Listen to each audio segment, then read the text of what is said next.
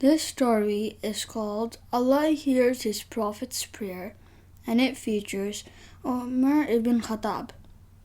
One day in the 6th year after the beginning of the revelations, the Prophet, always keen to bolster the cause of truth, prayed, Allah strengthen Islam with Umar ibn al Khattab.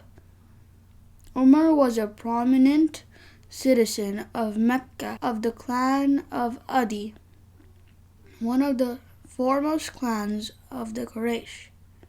He was held in great respect far and wide, as he could speak well, and the Arabs admired him immensely for this ability. He possessed tact and judgment, and was one of the few people in Mecca who knew how to read and write. This was certainly a great achievement for its time. He also had a vast knowledge of family histories, an accomplishment highly valued by the Arabs. Umar grew up to be a tall, handsome man with a very strong physique and an impressive personality. He was a champion wrestler, a great swordsman, and an accomplished rider. He was also known to be a headstrong man who did not change his mind easily. But he was sincere and straightforward and not afraid to stand up for his beliefs.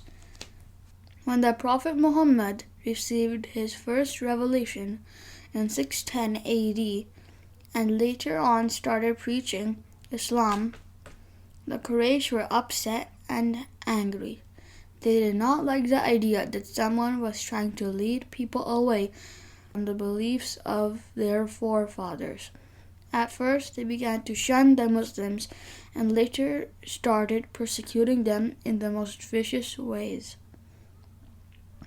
Umar too was well informed about the new religion and its messenger, but he was totally against them.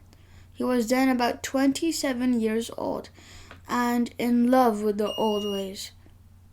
He used to get furious each and every time that anyone accepted Islam. He thought that the new faith insulted tribal traditions and beliefs, and being a young man of strong convictions, he took it upon himself to stop the spread of the new religion in every possible way. One day, Umar came to the conclusion that the only way to put an end to the whole trouble that was dividing the people of Mecca was to get rid of the man who was its cause. In a great fury, he picked up his sword and headed for the Prophet's house. On his way, he came face to face with a friend of his, who, seeing Umar's grim expression, asked, "Where are you going, Umar ibn Khattab?" Umar replied, "I am going to kill Muhammad, who is causing all this trouble among the Quraysh." "Umar!" exclaimed his friend, "why not go to the people of your own house and set them right?" "What do you mean? What people of my house?" asked Umar. "Your sister Fatima and your brother-in-law Said. Don't you know that both of them have accepted Islam?" Umar could not believe his ears. He thought, could something like this have happened in front of my eyes and I have missed it? Not possible! Let me check what is going on. Seething with fury, he decided to get to the bottom of the matter at once. Almost blind with anger, he ran to his sister's house, pushing people out of his way. The first thing he heard on crossing the threshold was Fatma's voice reciting some verses. Surprised to see him, Fatma quickly hid the pages she held in her hands. Khabab ibn al who often came to recite the Quran to Sayyid and Fatma, was also there. Hearing the sound of Umar approaching, he fearfully hid himself deep inside the house. Umar had already heard their voices and asked crossly, "What was that I heard?" Trying to put him off, Fatma and her husband said, "It is nothing. We were just talking among ourselves." But Umar was not convinced. Angrily mocking them, he shouted at the top of his voice, "Let's hear it! For all I know, the two of you might have changed your religion." To which his brother-in-law replied, "And if the truth is in a religion which is different from yours?" These words enraged Umar so much that he hit his brother-in-law and his sister, who tried to defend him. Ignoring to the blows, Fatima repeated her husband's word in a strong voice, "And suppose the truth is in another religion, not yours? I say there is no deity except God, and Muhammad is his messenger." "Show me that scroll so that I may read it myself," exclaimed Umar, exasperated by their obstinacy.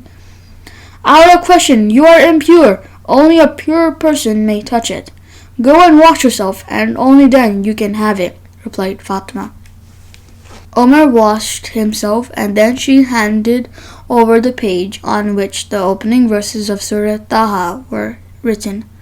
He began to read, and then he reached the verse, "I am Allah, there is no deity to save me, so worship me alone, and say your prayers in my remembrance."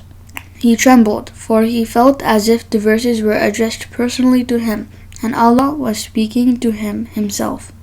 Overcome by emotion, his eyes swimming with tears, he turned to his sister Fatima and brother-in-law, Said, and said in a breaking voice, "Tell me where Muhammad is."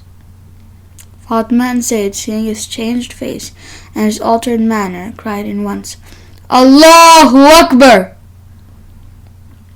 Leaving them, Umar made his way to the house of Arqam, where the Prophet was sitting with some of his companions. Seeing Umar, they were overcome with fear and prepared for the worst, but the Prophet went out and embraced Umar, who was there, and then declared, "I testify there is no deity except God, and you are the servant of God and his messenger." Until then, the Muslims had kept their faith private and prayed in secret. But after Umar had converted to Islam, the Prophet led the prayer publicly in the Kaaba for the first time.